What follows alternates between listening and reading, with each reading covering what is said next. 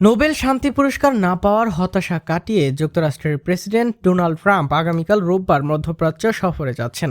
ধারণা করা হচ্ছে গাজায় যুদ্ধবিরতি চুক্তিতে তার মধ্যস্থতাকে সামনে এনে নিজেকে ওই অঞ্চলে শান্তির দূত হিসেবে প্রতিষ্ঠা করার চেষ্টা করছেন তিনি। চলতি বছর নোবেলের শান্তি পুরস্কার পাওয়ার আশা ট্রাম্প প্রকাশ্যেই করেছিলেন, তবে নরওয়ের নোবেল কমিটি এবছর পুরস্কার দিয়েছে ভেনেজুয়েলার বিরোধী দলীয় নেত্রী মারিয়া করিনা মাচাদোকে। এই সিদ্ধান্তে ক্ষোভ প্রকাশ করেছে হোয়াইট হাউস, যারা অভিযোগ করেছে নোবেল কমিটির শান্তির চেয়ে রাজনীতিকে প্রাধান্য দিয়েছে। হোয়াইট হাউস জানিয়েছে ট্রাম্প আগামীকাল রাতেই মধ্যপ্রাচ্যের উদ্দেশ্যে যাত্রা করবেন। তার প্রথম গন্তব্য ইসরায়েল, যেখানে সোমবার তিনি একটি গুরুত্বপূর্ণ ভাষণ দেবেন। এরপর মিশরে অনুষ্ঠিত গাজা চুক্তির আনুষ্ঠানিক স্বাক্ষর অনুষ্ঠানে অংশ নেবেন তিনি। আল জাজিরার ওয়াশিংটন প্রতিনিধি অ্যালান ফিশার এসব তথ্য জানিয়েছেন। রাজনৈতিক বিশ্লেষকেরা মনে করছেন, যুদ্ধবিরতি চুক্তির স্থায়িত্ব নিশ্চিত করতে হলে ট্রাম্পকেই বড় ভূমিকা নিতে হবে। গাজার জিম্মিদের মুক্তি পাওয়ার পর যাতে আবারও সহিংসতা শুরু না হয়, সেই বিষয়ে ইসরায়েলি প্রধানমন্ত্রী বেনিয়ামিন নেতানিয়াহুর উপর তাকে কূটনৈতিক চাপ প্রয়োগ করতে হবে। দোহা ইনস্টিটিউট ফর গ্র্যাজুয়েট স্টাডিজের অধ্যাপক মোহাম্মদ এলমাসির বলেন, আমার ধারণা ট্রাম্প খুব ঘনিষ্ঠভাবে বিষয়টি পর্যবেক্ষণ করছেন। তিনি নেতানিয়াহুকে বোঝাতে চান এবারের মতো এখানে যুদ্ধ থামানো উচিত। তিনি আরও বলেন, ট্রাম্প সাধারণত নেতানিয়াহুর বিষয়ে ইতিবাচক মন্তব্যই করেন, তবে এবার হয়তো কিছু চাপও দিবেন তিনি।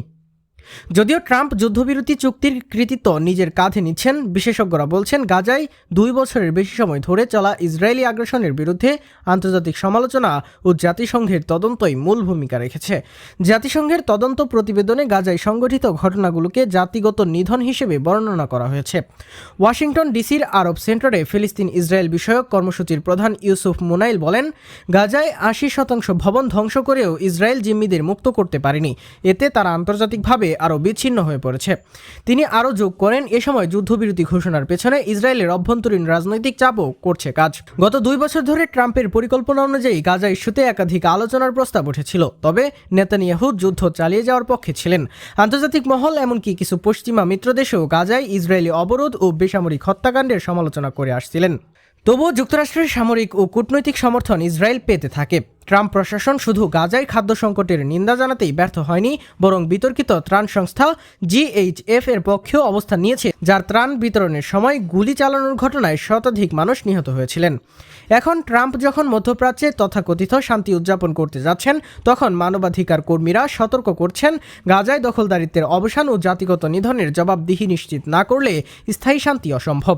Think tank centre for international policy এর প্রধান ন্যান্সি ওকাইল বলেন, যদি গাজায় ভয়াবহতা নির্যাতনের জবাবদিহি না হয়, তবে এটি একটি বিপজ্জনক দৃষ্টান্ত হয়ে দাঁড়াবে। এতে আন্তর্জাতিক প্রতিষ্ঠানগুলো ভেঙে পড়বে, ঝুঁকিতে পড়বে এবং ভবিষ্যতে একই ধরনের অপরাধ করার সাহস পাবে অন্যরাও।